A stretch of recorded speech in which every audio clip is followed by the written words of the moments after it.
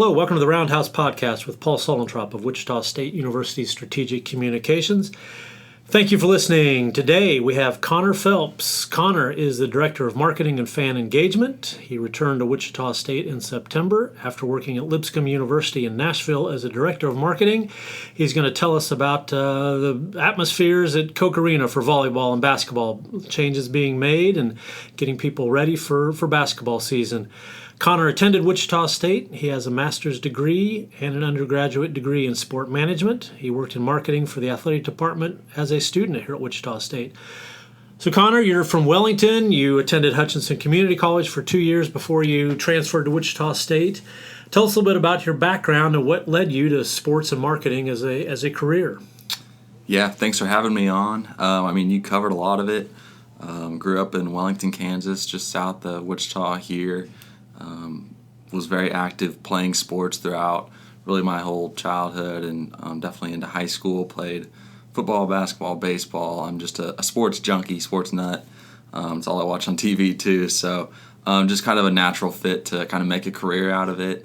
I always think it's a pretty good blessing to be able to get paid to be at a sporting event, working it, watching it, whatever it is. So, what was your favorite sport as a Wellington High School Crusader? They have a pretty good tradition around football around there, so I enjoyed that part of it. Baseball, probably my favorite sport to play, but there was just something special about Friday Night Light football in Wellington, Kansas. So. Okay. Yeah, Wellington does have an excellent athletic career. What was best moment, highlighted your time as a Crusader? We made it to state in basketball one year, so that was probably a highlight. That was about as far as we ever advanced in anything, was the first round of our state tournament. So that was kind of a cool opportunity to see how those tournaments are ran and be a part of that, playing on a little bit of a bigger stage. And of course, Shocker baseball, Lynn Hibbs is from Wellington. Yep. Is there a statue to Lynn Hibbs? Is his presence around the gym, around the baseball stadium out there? Hey, our football field is named Hibbs Hooten Stadium. Okay. So that's definitely his family name there. And then, funny story, actually, when I was in high school and I graduated, I received a scholarship in Scooter's name. It's the Lynn Hibbs Scholarship, and it's, I think, usually given to a baseball student athlete. Okay. High school, so. Lynn Hibbs played baseball at Wichita State early 80s on some of those great teams, is now the director of operations for the Wichita State baseball program. So, yeah, he was a big deal in Wellington. And his brother, football coach also, Lynn, right? Yep. And we just missed each other. He never coached me, but he was a teacher for a few years while I was around. So love Lynn Hibbs, his family, and I'm definitely familiar with Scooter.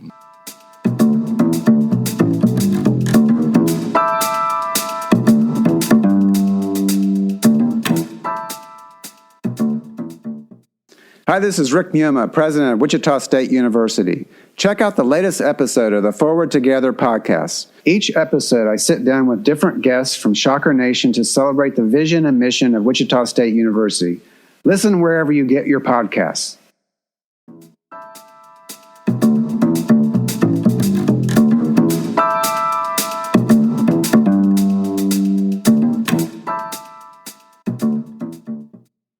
So, Connor, you're a product of Wichita State's well-regarded sport management program. Tell us about sport management at Wichita State. What makes it such a good place to study? I think really the hands-on experiences that they kind of encourage and provide through their internships, the practicums that they obviously kind of require as part of course credit, but it makes us kind of go out, seek out these opportunities, get the experience, kind of get a baseline foundation of knowledge that we can obviously take with us into our next experience and eventually into our full-time career. In the classroom, they obviously do a good job of providing, again, kind of a foundation of knowledge that can be applicable. And so being able to take that into those experiences as well is big. So as a student, you worked around the athletic department from 2018 to 2021. What kind of lessons did you learn during that time?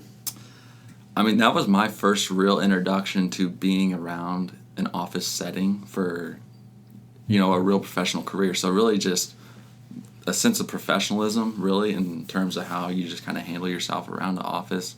That was really step number one. And then it kind of grew into, kind of gaining an understanding of how an athletic department operates, what each department does, how they kind of interact.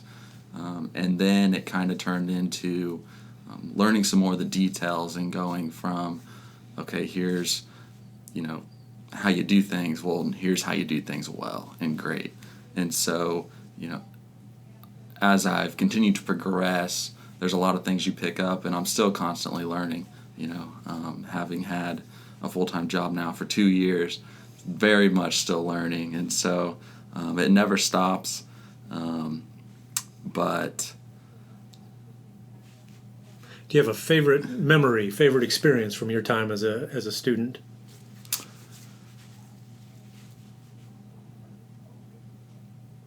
I would say, as a student worker, probably one of the best events that I worked was the blackout basketball game against Memphis. I think it was in 2019. That atmosphere was just completely different than really any other atmosphere I'd experienced in Koch Arena, which really says something, obviously, because our fans definitely bring it every night. But there was just something special about that night. Okay, we're in the midst of volleyball season. We've got basketball seasons ramping up. The women have an exhibition November 1st against Missouri Southern. The men have an exhibition against Newman on November 2nd. Then they open the regular season. The women on the 9th against Alcorn State. The men against Central Arkansas on November 7th. So fans are going to be coming back to Koch Arena. Let's start talking about what for them to expect with take us behind the curtain. Tell us about your role, writing game scripts, your directing. When I was at Shocker Madness last night, you were the guy with the headphones, trying to keep everything organized, running on time, all that kind of stuff, coordinating the music, the promotions, the cheerleaders, the band. There's a lot of stuff going on. Take us through your role a little bit and what you're doing on a game night. Yes, there's a lot going on. All of the, I'll say, show aspects of what fans see is kind of what I'm working on controlling. And obviously the game, the players on the court, a good product in itself, but we want to make sure that we're providing a good experience during those dead times, timeouts, half times, before the game, even after the game. So really it's kind of my job to come up with that programming, utilize the different areas, as you alluded to, band, cheer, dance, to really make sure that we're putting on a really good show for our fans and just making sure that the whole experience is something that's memorable for them and that it'll keep them coming back. So, how much of it is scripted in a concrete way, and how much flexibility do you have to call audibles? I like to be prepared, and I like to script as much as possible, but you definitely have to be willing to adjust and adapt on the fly of how the game's going, how things have just kind of played out around you. Working in sports, you never know what's going to go wrong, especially when there's technology involved. But even people calling in sick at the last minute or something like that. So you definitely have to be able to adapt, adjust, think on the fly. And I like to be prepared, but you just always have to be prepared to kind of deviate from the plan. As long as you're accomplishing the same goal, I'd say it's all good. What's a typical prep time for a game? It seems like, as soon as one's done, you're on to the next.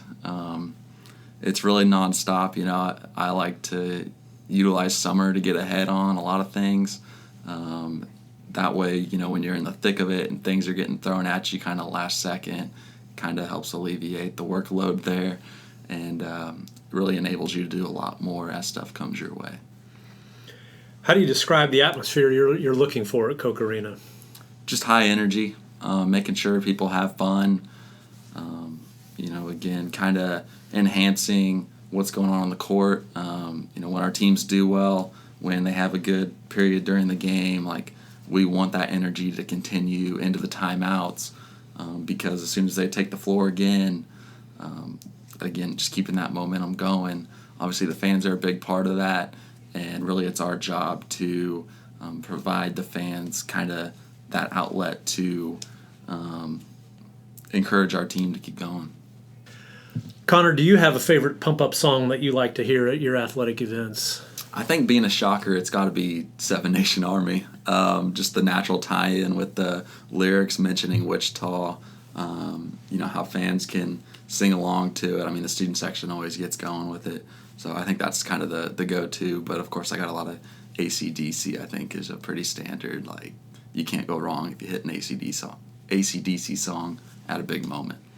How many options do you have? Do you have like a universal infinite playlist you can pick from, or are there limits to the music that you have?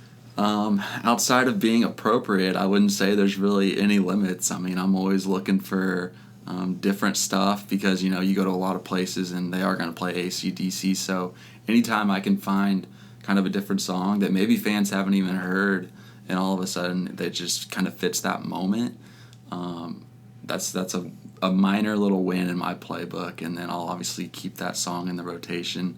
But the more we have, the merrier. I try to keep things fresh. Don't want fans hearing the same songs at each game, singing the same things. So I try to have an expansive library of music. And really that's my favorite part of the job. We got DJ for the win, doing a lot of our music at men's basketball, but luckily at volleyball, women's basketball, baseball is always a fun one to kind of do the music and sound with. We kind of got some freedom to do stuff there on our own. So I appreciate those opportunities as well. Do different sports call for different types of music? Like baseball, you might sing some more organ or more traditional. Do you think about it in those terms or not? Yeah, for sure. Baseball, just totally different game flow. Really throughout all those sports. Volleyball, I love working volleyball games, doing music for that, just because of the flow of the game, the momentum from team scoring 4 points, and you kind of get some of the similar stuff at basketball when you're going on a 6-0 run or whatever, and when the timeouts are coming. So volleyball is kind of tougher in that regard, where a timeout could be called after any point. You never know when it's coming. Of course, you have the set breaks, but yeah, basketball, a little more flow to it, and then baseball, a lot of dead time to fill.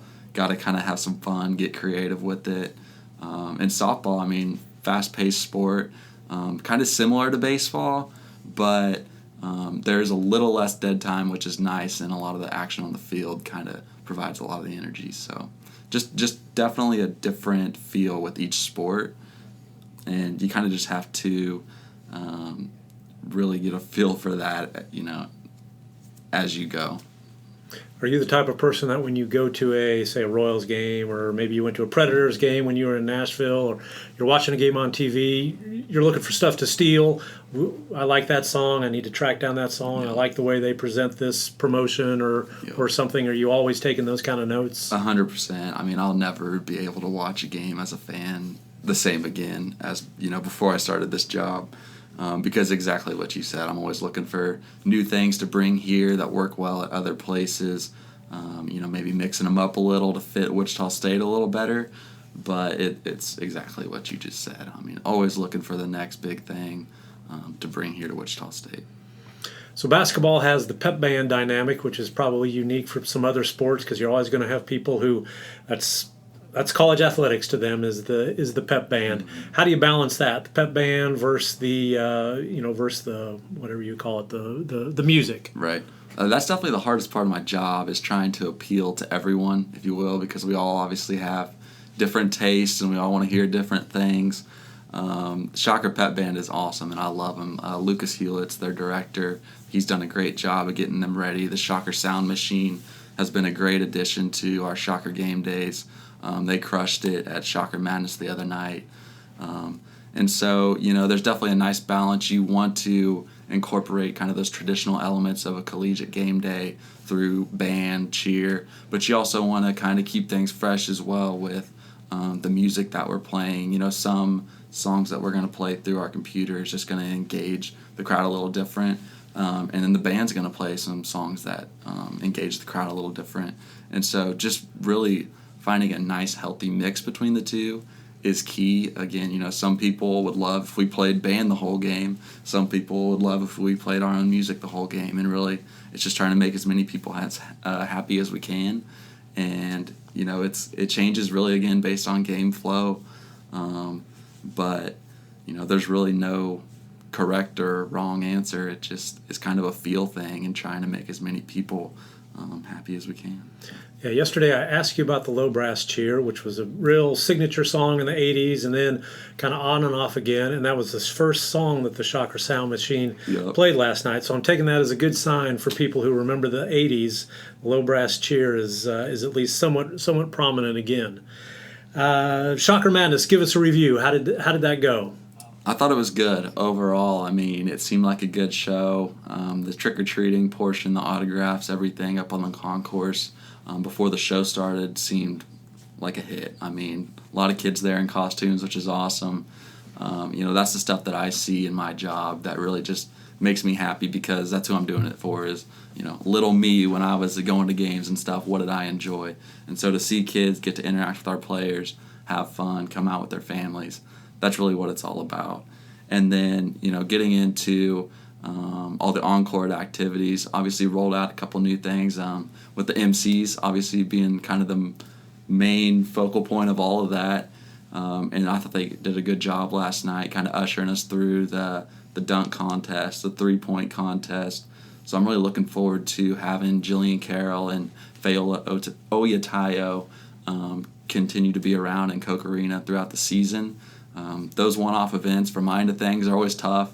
It's not the same flow as a regular basketball game, so we prepare as much as we can ahead of time, script things out, and you just never really know how things are going to go on the court.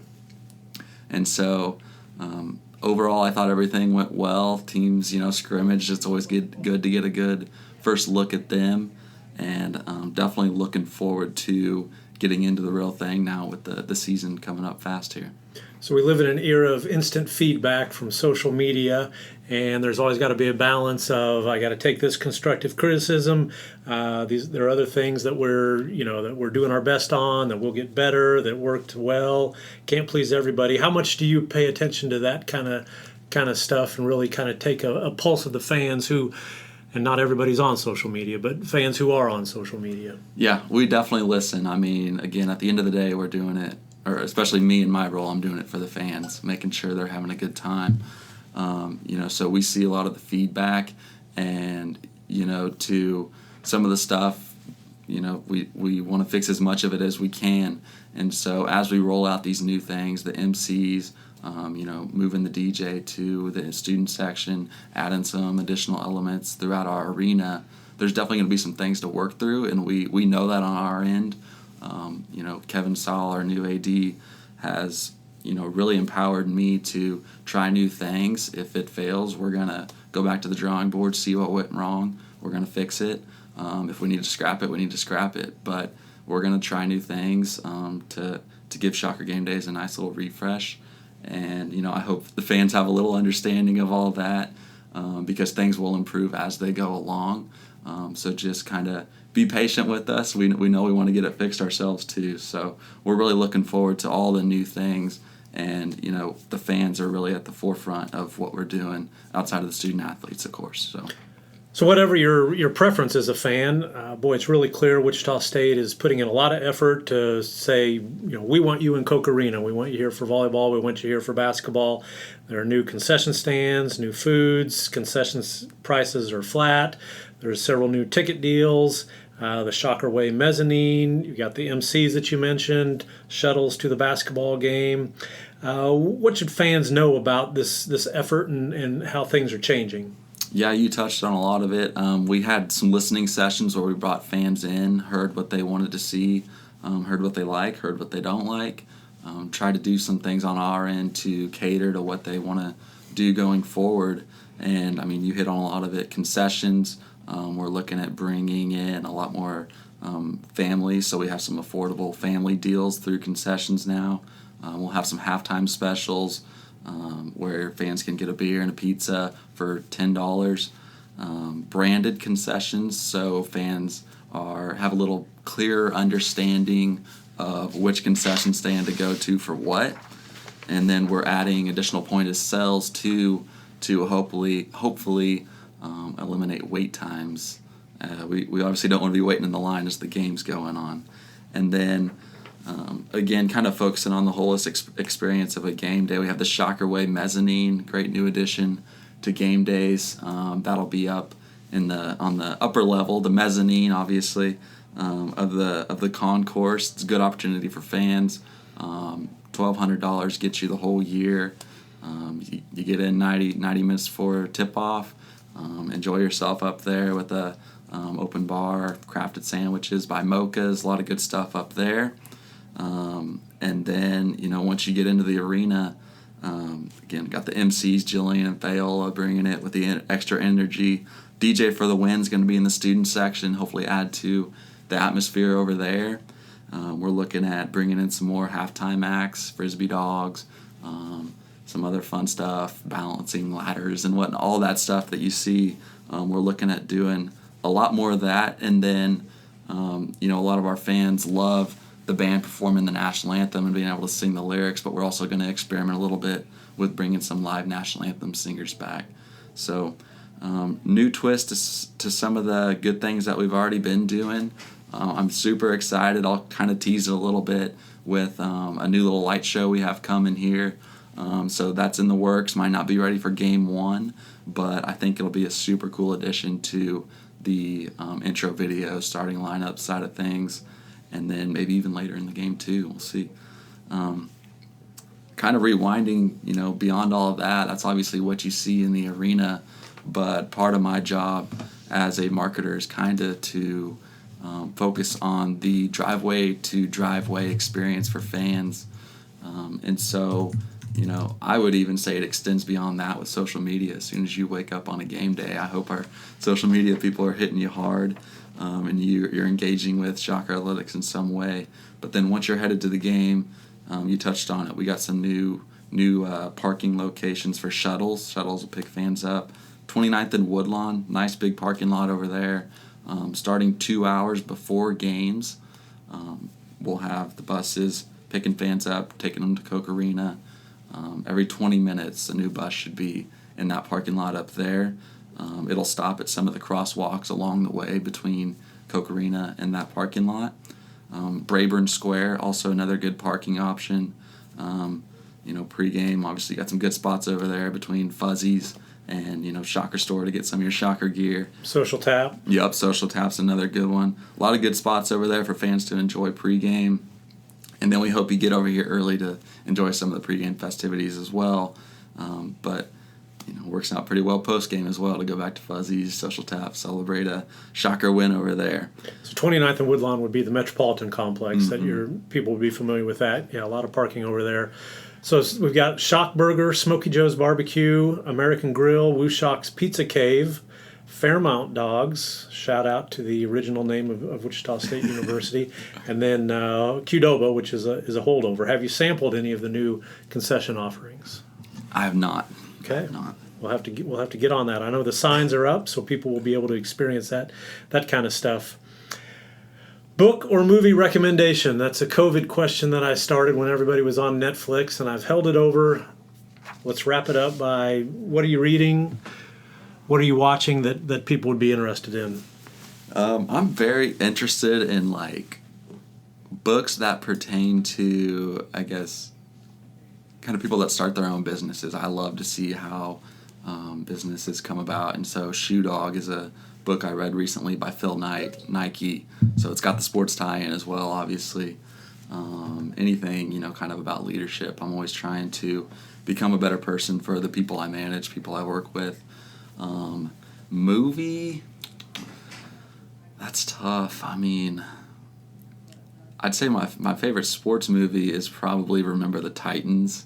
I used to watch that all the time at my grandma's house. I'd always request to watch that, and watched it a lot in high school for class and stuff, it seemed. So that's kind of the go-to, but I like to stay up to date on all the Netflix shows, Game of Thrones, all those big ones, because again, as a marketer, you're trying to kind of bring in that pop culture into the game day experience. So kind of staying up to date on what's hot on Twitter, what's going on Netflix, that's honestly a key part of my job. So I like to stay updated on all that.